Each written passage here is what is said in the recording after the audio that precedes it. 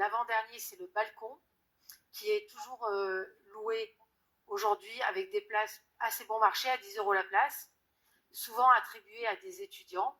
Et puis le dernier étage, mais qu'on verra mieux tout à l'heure, je vais profiter que le rideau de fer descende pour faire un petit stop. Le dernier étage, donc, qui est juste en dessous du plafond peint, c'est le poulailler, qu'on appelle également chez nous le paradis, qui n'est plus du tout transformé en endroit depuis lequel on assiste au spectacle, mais qui nous sert à entreposer des spots et du matériel technique, puisque la technique a pris quand même beaucoup de place aujourd'hui dans nos théâtres. Tout est géré depuis ce mur là au fond que vous voyez, qui consiste en un système de poulies, et pour lequel il vous faut avoir obtenu un certificat. Pas tous les techniciens sont habilités à manipuler ce mur. Des tenues, puisque vous savez que les théâtres, pas que le gymnase, mais le jeu de paume, mais aussi le Grand Théâtre de Provence et les Bernardines, nous sommes également, on accompagne des compagnies de théâtre ou des jeunes artistes que nous produisons. Donc on leur fournit, ça a été le cas pendant les 2 dernières années pour la compagnie Les Estivants, on leur fournit un endroit pour écrire leurs textes, le mettre en scène, faire les premières répétitions, faire des lectures d'abord et puis les répétitions, jouer par théâtre classique, parce que ce sont ceux qui sont les plus exceptionnels de par leur finition et les matériaux qui sont utilisés. Donc tout ça, on les conserve. On en prête parfois à des jeunes compagnies qui n'ont pas assez d'argent pour confectionner leurs costumes, ou à des musées, ou à des expositions. Voilà. Ou pour le festival d'Avignon, parfois aussi, on nous demande sur des pièces qui ont déjà été créées, comme par exemple des classiques de Shakespeare ou de Racine ou de Molière, toujours de leur prêter les costumes. Donc là, on va retourner au plateau côté jardin. Donc vous savez qu'il y a un vocabulaire très spécifique au théâtre, comme par exemple le côté cour et le côté jardin. Là, j'ai marqué une pause parce que juste avant, l'entrée des semi-remorques, en fait l'entrée décor, qui se trouve rue du Théâtre Français, à gauche de nos escaliers. Il y a tout un couloir suffisamment large pour que les semi-remorques puissent décharger leurs containers. Et il y a une pente comme ça pour que les roues des containers puissent monter jusqu'au plateau. Et par cette entrée-là, qui est très large, les techniciens ont parfois qu'une nuit pour installer et monter le décor quand le spectacle joue dès le lendemain. Voilà, donc tout se fait en général de nuit pour que la circulation à Marseille soit plus fluide, qu'on ait moins d'autorisation de stationnement à demander à la mairie, parce que tout est toujours très compliqué et toutes les autorisations sont compliquées, même pour des grands théâtres comme nous, pour faire arriver des semi-remorques dans une ville comme Marseille.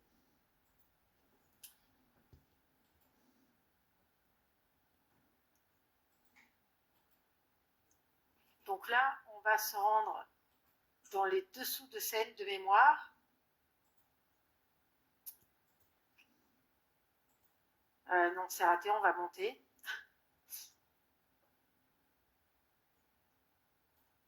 Donc toute cette partie-là, cet escalier en colimaçon, est strictement interdit au public, ce qui fait que même lorsque le théâtre était ouvert et qu'on faisait des visites, on ne pouvait pas faire venir le public dans ces endroits-là. Vous allez très vite comprendre pourquoi, parce que la hauteur est assez impressionnante. Il faut savoir que dans les salles à l'italienne, en général, on demandait à ce que la hauteur aussi profond que ça. Donc là, vous accédez tout en haut à la passerelle qui permet aux techniciens d'aller à cour et à jardin sans être vus, toujours pareil, en plein spectacle, notamment quand ils ont besoin de modifier soit des amplis pour avoir du son, soit des spots, soit des éléments du décor. Donc c'est assez dangereux. Il y a évidemment des protections, mais c'est vrai que voilà, le public n'est pas habilité à se rendre dans ces endroits-là. Donc là, même pour nous, c'est vraiment un embroglio de cintres, de tuyaux, de perches. C'est assez froid, évidemment, comme lieu.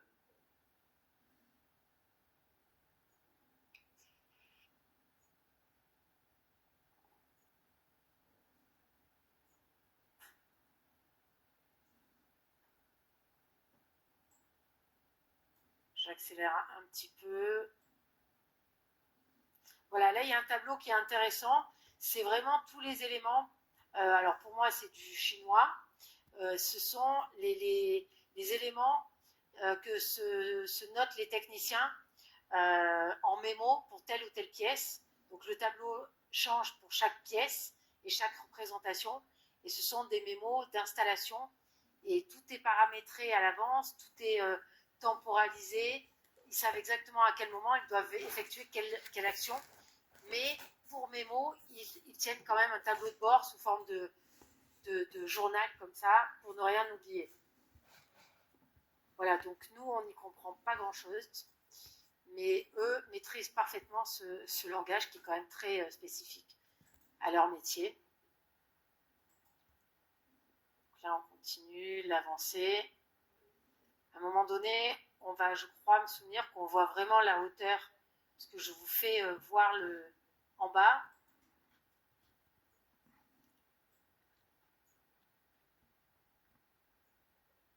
Ah mince, j'ai loupé du coup. Non, alors ça doit pas être à ce moment-là.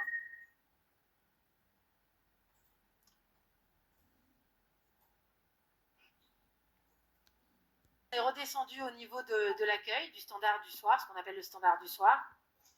Et on va se rendre dans les différentes loges. On commence par la loge de l'habilleuse, dont je vous parlais tout à l'heure. Et puis ensuite, on ira dans un des locaux techniques. Alors, il y a toujours plein d'inscriptions, vous le voyez, plein de marquages au sol, toujours pour les mêmes raisons, pour les comédiens, pour faciliter, parce que je vous assure que c'est vraiment un labyrinthe. Donc ça facilite pour les comédiens qui sont là que pour une semaine ou deux, ça leur permet de s'orienter. Vous avez vu aussi au mur, dans le couloir inscrit à la craie jardin, pour qu'ils se repèrent par rapport à la scène. Et là, on est dans les dessous de scène qui servaient avant. Alors vous allez voir qu'au plafond, il y a des trappes, puisqu'avant, les comédiens accédaient, disparaissaient souvent par ces trappes-là, pour faire des effets scéniques. Et puis maintenant, c'est vrai qu'on utilise moins, on utilise plus la technique aidée par la vidéo ou les écrans. Les trappes que vous voyez là sont de moins en moins utilisées. Et comme vous le voyez, les dessous de scène nous servent davantage, là encore, à entreposer du matériel technique. Alors, quand on faisait encore les visites du théâtre du gymnase, je profitais de ce moment où on était comme ça dans les dessous de scène, surtout quand j'étais accompagnée de jeunes publics, de scolaires par exemple. Je choisissais ce moment pour leur parler de toutes les superstitions qui entourent nos métiers, puisque comme je vous l'ai dit tout à l'heure, en plus du vocabulaire qui est quand même très spécifique et très technique au milieu du théâtre et qui date là encore de Louis XIV et de Molière, qui ont quand même étaient à l'origine du boom en matière de spectacle vivant et qui ont quasiment tout inventé. Tout ce qu'on connaît encore aujourd'hui du théâtre nous vient en grande majorité de ces deux hommes et de cette époque-là. Et du coup, les superstitions vont également avec nos métiers. Donc, comme vous le savez peut-être, on ne porte jamais de verre sur scène. Ça, c'est dû à la mort de Molière, qui serait, parce qu'il y a plusieurs versions, qui serait mort intoxiqué par les vapeurs de son costume qui était vert. Et puis à l'époque, les colorants artificiels n'existant pas, et bien pour teinter un costume en violet, on utilisait de la betterave. Pour obtenir de l'oranger, il y avait des épices comme le curry ou d'autres épices qui teintaient les tissus.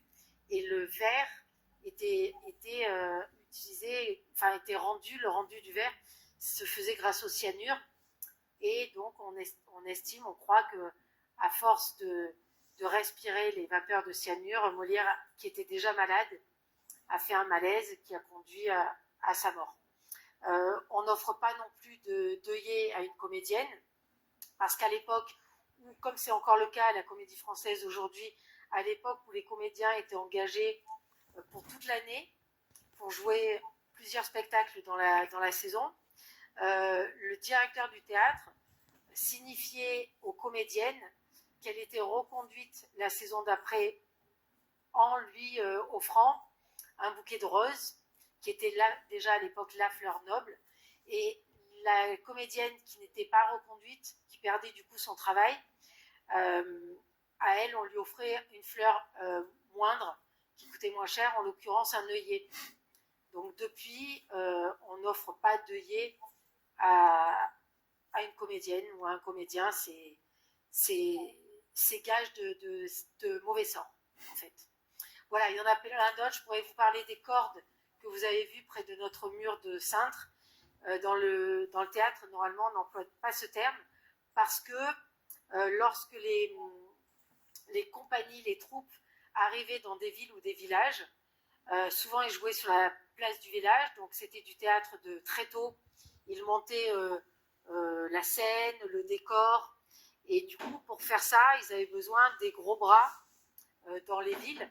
Et traditionnellement, les hommes qui étaient disponibles la journée pour monter ces décors, ces hommes costauds qui étaient disponibles la journée, qui n'avaient donc pas de travail et qui étaient costauds, c'était souvent les marins qui étaient en période où ils n'allaient pas en mer. Et pour un marin, la corde, c'est la corde du pendu. Ça veut dire la mort. Donc du coup, depuis qu'on a demandé l'aide des marins pour monter les décors de théâtre, on a pris l'habitude de ne plus utiliser ce mot, qu'on a remplacé par des lianes, des ficelles. Mais voilà, on n'utilise pas, les techniciens entre eux, même aujourd'hui, n'utilisent pas ce terme. Voilà, dire merde, il y a plein de superstitions comme ça que je pourrais énumérer pour vous. Voilà, on reprend le fil de la visite. Bara.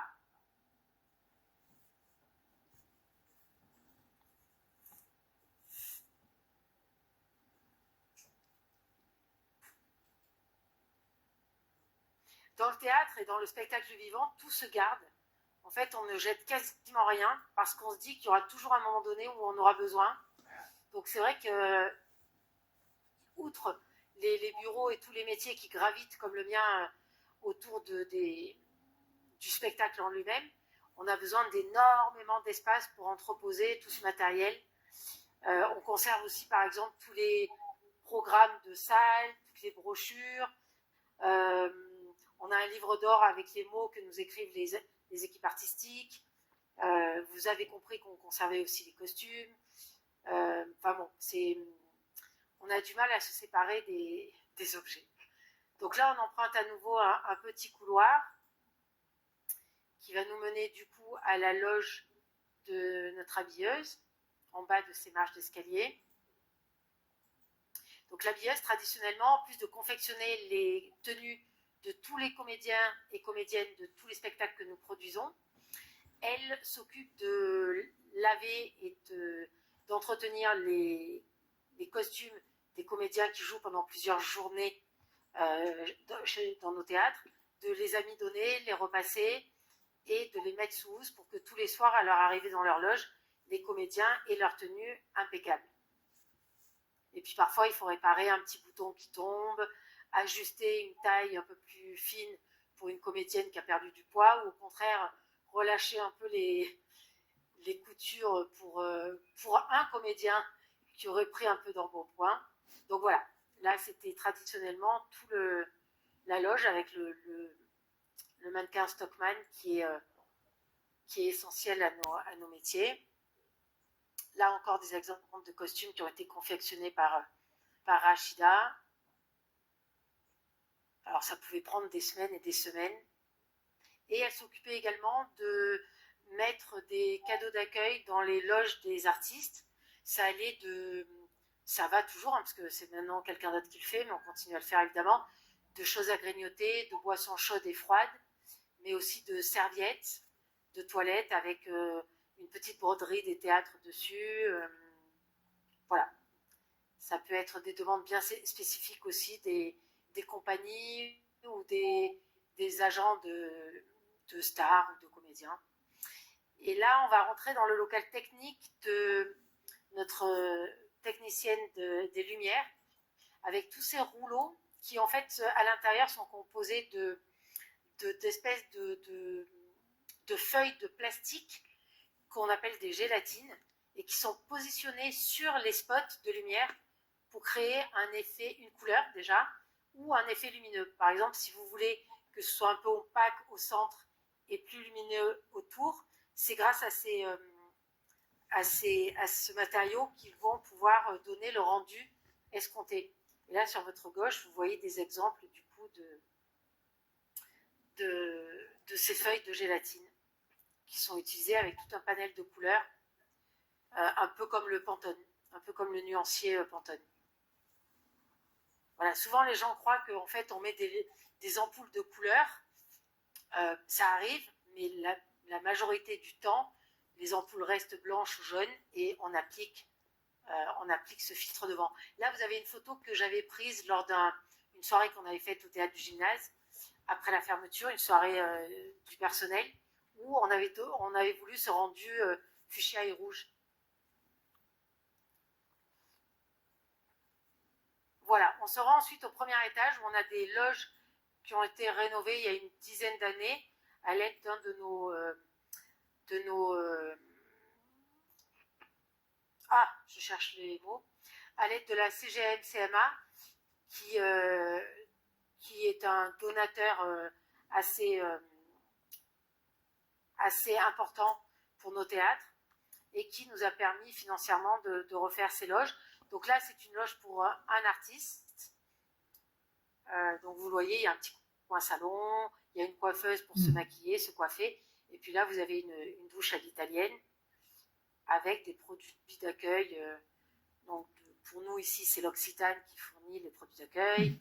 Et puis il y a les serviettes que nous mettons à disposition des artistes. Alors là, il y en a deux qui sont côte à côte, qui sont identiques, qui sont complètement symétriques. Et il y en a comme ça à tous les étages, c'est-à-dire sur 4 niveaux. Vous avez plusieurs loges. Celles-ci sont les deux plus grandes. Donc là, j'ai présenté pareil une tenue pour que vous voyez à quoi peut ressembler vraiment l'intérieur de cet espace de salle de bain. La Aix aussi. Vous verrez que sur le dos de certains fauteuils figure une plaque en laiton avec le nom du donateur. Ça peut être une personne, ça peut être une société ou un groupe d'amis, ça peut être, voilà. Vous pouvez même vous-même, l'année prochaine, si vous le souhaitez, devenir mécène de nos théâtres en donnant un petit peu d'argent. Il y a des mécènes, comme je me souviens par exemple une année le Rotary, qui eux avaient vraiment ciblé leur action sur le très jeune public et qui m'avaient demandé du coup de monter de toutes pièces pendant une année un parcours de découverte du milieu du théâtre avec des ateliers de pratique artistique, une soirée, etc. Donc c'est vrai que c'est toujours intéressant de... Laurence, vous me demandez combien il y a de loges en tout dans les théâtres? Oui, dans celui du gymnase. Au gymnase, on en a 8, mais qui font de tailles différentes. On va aller un peu plus tard à l'étage au-dessus, où il y a 2 loges qui peuvent accueillir jusqu'à 10 personnes. Donc voilà, mais il y en a 8 ici au gymnase. Merci. Donc là, je vous en prie, là nous nous retrouvons donc dans le poulailler. Là, on accède à la partie du coup de la salle. Donc le poulailler, comme je vous ai dit, qui n'était plus vendu comme place pour assister au spectacle. Avant, les gens se tenaient debout, d'où le nom de poulailler. C'était souvent les gens du peuple qui avaient peu de moyens, parce que les places étaient peu onéreuses. Ils faisaient beaucoup de bruit parce qu'ils étaient là plus pour railler un peu la noblesse et le roi et la reine qui étaient présents dans la salle, qui étaient à cour et à jardin dans leur loge là de côté. Là, vous en voyez une. Juste, je vais marquer un temps d'arrêt. Derrière le lustre, les loges noires là qu'on voit, c'était traditionnellement la loge du roi et de la reine. Et du coup, les gens au poulailler, il faut se remettre dans le contexte du début du 19e. Il n'y avait pas de bar, de brasserie, donc c'était le seul endroit où tous les gens pouvaient se voir, quel que soit leur milieu social. Donc ça raillait beaucoup en haut, et d'ailleurs, ils projetaient beaucoup de tomates, d'œufs. Donc pendant un moment donné, les théâtrales italiennes avaient un filet au-dessus de l'orchestre pour éviter que les gens en bas ne reçoivent toute cette nourriture qui était envoyée. Donc là, c'est le balcon où on accueille beaucoup de public scolaire, des étudiants notamment. On voit très bien notre rideau, qui est un rideau en trompe-l'œil. Ça n'est pas du tout du tissu, là, le rideau bleu. On voit également au-dessus le blason de la ville de Marseille, avec en dessous la phrase qui va avec en latin. Ne me demandez pas de la répéter. Je crois que je l'ai mis en mémo, comme ça, en texte. Donc on voit qu'en fait, c'est un rideau qui est peint, c'est du bois, avec un effet en trompe-l'œil. Là, vous allez pouvoir admirer les statues qu'on ne voit pas forcément, même depuis la salle, qui soutiennent les étages, qui sont d'origine, qui sont d'époque, qui vont être du coup rénovées, puisque là, comme je l'ai dit au début, le gymnase est en travaux pendant encore 2 ans, et tout va être refait à l'identique, si ce n'est qu'on va supprimer quelques places pour lesquelles la visibilité n'était pas optimale. Même si c'est un peu le jeu des salles italiennes, qu'en fonction du prix de la place, on n'est pas la même visibilité, on va enlever une 30aine de places où vraiment on était gêné, notamment par les piliers de soutènement. Donc la salle qui, en 2021, ne comptait 695 places, en fera 32 moins. À son ouverture, il faut savoir qu'il y avait 1000 places au théâtre du gymnase, puisque il faut rajouter le poulailler, les gens debout, et du coup ça prenait évidemment moins de place qu'un fauteuil. Donc là on voit bien l'étage des loges également. Ce sont des loges pour 2 personnes, sauf la loge centrale ici au milieu, qui peut accueillir jusqu'à 8 personnes. Et puis on voit le plafond qui a été peint avec des petits angelots, d'où le nom de paradis chez nous, et qui représente, je vais essayer de vous orienter différemment, qui représente, comme souvent à cette époque, des filles de la mythologie. Là, ce sont certaines des filles de Zeus qui présidaient aux arts. Donc vous voyez la musique, vous voyez la comédie, on voit les lettres également avec un parchemin. Donc voilà, le plafond n'est pas d'origine, puisque l'ennemi numéro 1 des théâtres à l'italienne, qui était fait que de bois pendant des années, et qui était allumé à l'aide de bougies, il faut se remettre aussi dans le contexte. L'ennemi, c'était les incendies, d'où le rideau de fer qui va entre le rideau en bois et le plateau pour faire double sécurité. Et du coup, le plafond avait été repeint dans les années 30 à l'identique, d'après ce qu'on a retrouvé. Et bon, il n'y avait pas de photos ni de vidéos non plus avant, donc on a essayé de le repeindre à l'identique. Et là, du coup, il va être légèrement rénové, mais il est encore en très très bon état. Juste au-dessous d'une trappe, parce que là, l'espèce de rond de macaron là, que vous voyez juste au-dessus du lustre, est en fait une trappe qui est à notre 5e étage, ici, dans une salle qui s'appelle la salle Paul Ricard, qui a été construite avec l'aide de la Société Ricard, où on accueille beaucoup de réunions internes, mais aussi externes au théâtre.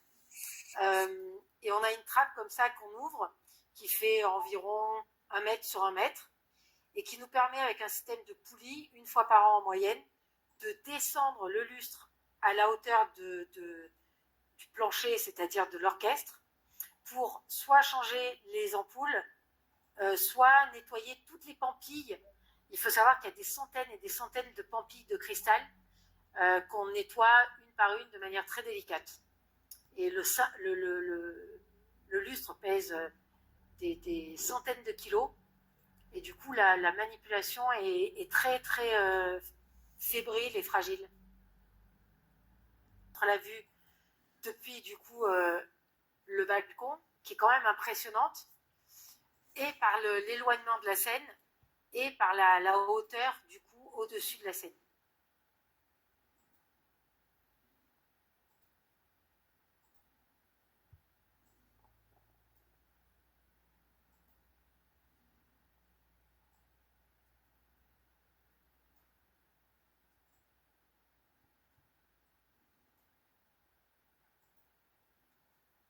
là, on voit bien, évidemment, à nouveau, cette forme assez typique. Je suis allée un peu trop vite. On va à nouveau emprunter, du coup, le hall que vous empruntez lorsque vous êtes spectateur. Et on va se rendre à l'étage des loges. Donc là, vous voyez sur dans la cage d'escalier, là au niveau du palier, vous avez des fauteuils rouges qui dataient des travaux de la salle avant les travaux qui avaient eu lieu dans les années 80, lorsque la mairie a voulu rénover ce théâtre qui était complètement tombé en décrépitude, parce que c'était une époque où, après avoir eu des opérettes, des vaudevilles, dans les années 60, avoir été une salle de concert qui a accueilli Jacques Brel, notamment Johnny Hallyday, eh ben, on n'a pas réussi, quand je dis on, c'est le théâtre de manière générale en France, même pas qu'à Marseille, mais il y a eu une période pendant laquelle les spectateurs se sont un peu désintéressés du théâtre, et du coup le théâtre était complètement ruiné dans les années 80. La mairie l'a racheté avec l'aide d'un milliardaire américain. Ils ont fait des gros travaux et ont remis des fauteuils bleus à l'image de la couleur qui fait référence à Marseille, alors qu'avant c'était des fauteuils rouges, comme c'était le cas après la Révolution, puisque le bleu faisait un peu trop penser à la royauté. Donc à la Révolution, tous les théâtres en France étaient passés au rouge. Voilà, donc là on voit la vue assez incroyable depuis la loge centrale, qui peut abriter, comme je vous l'ai dit, 8 personnes. Alors évidemment, dans les loges, on ne met que des gens qui se connaissent. Vous n'allez jamais vous retrouver à côté de quelqu'un que vous ne connaissez pas dans une loge. Hein. C'est soit on met un couple, soit un couple d'amis, soit des gens qui se connaissent. Et du coup, dans la loge, qui peut accueillir entre 5 et 8 chaises, comme vous avez vu, on met, en les prévenant, un groupe également. Ça peut être un groupe de scolaires, un groupe d'étudiants, voilà. Parce qu'il y a quand même une promiscuité. Alors moi, j'aime beaucoup assister au spectacle dans les loges parce que on a l'impression qu'il y a une intimité alors qu'on est au milieu comme ça de tout le monde. Mais il y en a qui préfèrent être au milieu des rangées. Donc là, on va rejoindre la corbeille. C'est à ce niveau-là, on voit un petit peu notre barre d'entracte ici. C'est au niveau de la corbeille que se trouve la meilleure place du théâtre, celle qu'on appelle la place du Prince, et qui, dans les salles à l'italienne, est traditionnellement toujours le fauteuil qui est au milieu du premier rang de corbeille, qui est en général la place A1. Donc si la saison prochaine, vous voyez au Jeu de Pommes, par exemple, puisque le gymnase est toujours fermé, mais ça peut être à l'opéra aussi, que vous voyez que vous êtes en corbeille et que vous avez la place A1, la salle étant divisée en deux de manière complètement symétrique au milieu, avec d'un côté les nombres pairs, de l'autre les nombres impairs, vous savez que vous avez ce qu'on appelle la place du Prince, qui est juste au milieu. Là, la partie qu'on est en train de visiter, là, ça s'appelle les promenoirs. C'est typique des salles du sud de la France, des salles italiennes. On peut mettre une vingtaine de personnes qui sont debout et à qui on peut vendre des places 1 heure avant le début du spectacle. Lorsque le spectacle est complet, on peut les mettre là debout et ils assistent au spectacle depuis ces promenoirs avec ces petites fenêtres. Et la place du Prince, du coup, on descend, comme je vous le disais, au premier rang. Et on va s'approcher du milieu. Typiquement, c'est la place depuis laquelle vous entendez le mieux. Vous voyez absolument tout le décor. Vous n'avez pas de vis-à-vis, personne devant vous trop grand qui vous empêche de voir des petits détails des costumes ou des mimiques de certains comédiens. Voilà, donc la place A1, retenez. Alors on ne peut pas la demander. Vous ne pouvez pas aller en billetterie et lors du lancement de saison et dire voilà, je voudrais la place A1 en corbeille. Mais comme on essaie de... c'est un tirage au sort, hein, quasiment, donc tout le monde peut l'avoir à tour de rôle. Sans quoi, je pense qu'il y en a qui joueraient des coudes pour systématiquement être bien placés. Donc là, on passe devant la billetterie telle qu'elle était avant les travaux. Là, sur la gauche, vous voyez toutes les portes-fenêtres d'entrée qui sont situées en haut des marches d'escalier rue du Théâtre Français. Et là, on va rentrer dans la salle au niveau de l'orchestre par le fond de la salle. Alors, il y a plusieurs entrées hein, pour aller à l'orchestre, qui est la superficie la plus grande, évidemment, du théâtre, en termes de nombre de fauteuils. Donc là, tout au fond, et vous voyez les piliers dont je parlais tout à l'heure qui empêchaient quand même parfois une bonne visibilité. Donc la salle est évidemment un petit peu pentue, de sorte que ceux qui sont au dernier rang y voient quand même. Et vous allez peut-être deviner à certains moments les petites plaques en laiton des mécènes dont je vous parlais tout à l'heure. Est-ce qu'il y en a par ici? Sachant que le mécène choisit du coup le fauteuil sur lequel il veut voir appliquer sa plaque.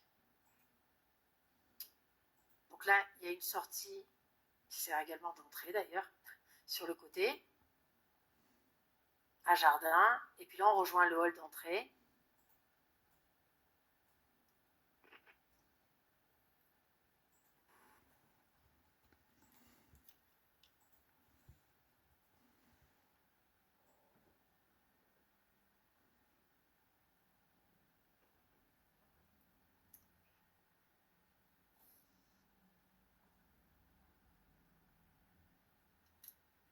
Et là, du coup, on va rouvrir ces portes qui ne l'ont pas été depuis 3 ans, un peu plus même, 4 ans presque. Et donc là, vous êtes, pour ceux qui connaissent la rue, donc là, vous êtes rue du Théâtre Français. Sur la droite, au fond, il y a le lycée Thiers. Et sur la gauche, vous avez la Canebière. Et face à nous, vous avez les locaux de la faculté de droit qui est située sur la Canebière. Et là, vous allez voir la façade du coup du théâtre. Avec, à l'étage, il y a un petit balcon extérieur avec 2 lustres qui reprennent un petit peu l'architecture du lustre. Alors là, on voit notre... Ah voilà, c'est mieux comme ça. Donc vous voyez ces 2 lustres qu'on allume quand on a le bar qui est ouvert à l'extérieur, puisque pendant la belle saison, en plus du bar intérieur, on a un bar à l'extérieur qui ouvre 1 heure avant le spectacle et reste ouvert 1 heure après la fin du spectacle. Et là, on illumine du coup ces grands lustres qui rappellent celui de l'intérieur de la salle. Et là, vous voyez depuis l'extérieur l'entrée des artistes avec le couloir qu'on a emprunté tout à l'heure. Voilà pour ce qui est de la visite. J'espère que la vidéo était relativement fluide, que vous n'avez pas souffert avec des images qui se sont figées ou quoi. Est-ce que vous avez éventuellement des questions, soit sur une immersion très satisfaisante qui invite à venir et continuer à vous voir. Ah ben parfait, ça fait plaisir parce qu'on est triste sans notre théâtre. Je voulais vous demander une chose. Apparemment, tout ce qu'on a vu apparaît en bon état. Quelles ont été la nature des travaux déjà effectués et que reste-t-il à faire et sur quoi? Alors, en fait, on a fermé, c'est notre moyen mémotechnique pour s'en souvenir. On a fermé en 2 temps. On accueillait en 2020, lorsqu'on a eu le premier confinement, on accueillait Alex Lutz pendant toute la semaine où on a été confiné. On a été confiné, je crois, le mercredi soir. Et on accueillait Alex Lutz pour son dernier spectacle toute la semaine. Donc on a eu déjà un temps d'arrêt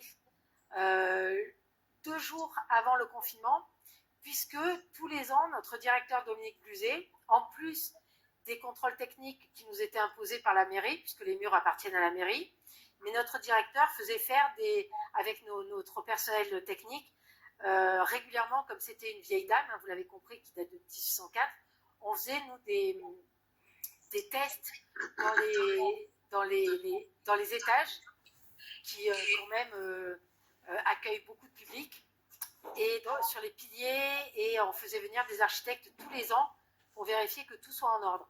Et 2 jours avant le confinement, donc les équipes techniques viennent, et le soir même, le couperet est tombé. On a eu une interdiction d'accueillir du public au niveau de la corbeille et des étages supérieurs.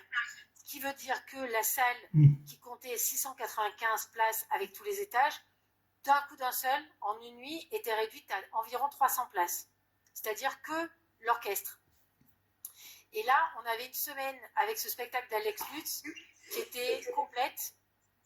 Et du coup, nous, les RP, on a dû, le lendemain matin, à la première heure, on a dû appeler chaque personne qui avait réservé en corbeille, en loge et au balcon, pour leur dire que malheureusement, ils ne pourraient pas assister à la pièce parce qu'on n'avait plus l'autorisation d'accueillir du public dans les étages. Donc ça a été un premier coup d'arrêt.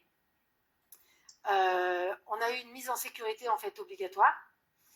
Et puis suite à ça, 2 jours après, donc on avait eu Alex Lutz avec qui on avait négocié qu'on rajoute 2 représentations supplémentaires pour pouvoir permettre aux gens qui étaient en étage d'assister malgré tout à la pièce. Donc on avait rajouté 2 représentations le samedi et le dimanche à 15h. Donc ça, on a eu l'impression d'être sorti d'affaire. Et puis 2 jours après, on a été confinés et du coup, tout s'est arrêté. Et pour répondre à votre question quant aux travaux, comme les murs appartiennent à la mairie, tout doit passer en commission municipale. Donc dès qu'une chose est changée sur un devis, déjà pour établir des devis, il a fallu qu'on fasse des appels d'offres. Donc pour chaque corps de métier, il a fallu qu'on cherche 5 ou 6 sociétés différentes. La mairie a mis beaucoup de temps à se décider sur des travaux. Entre-temps, je ne sais pas si vous vous souvenez, mais la mairie, il y a eu un petit changement de maire quand même chez nous. Donc on a recommencé du début. Sitôt qu'on a eu des autorisations, tout a été recommencé du début. C'est de l'argent public, donc évidemment, tout passe en commission. Donc, on est à un peu plus de presque 4 ans du début des travaux et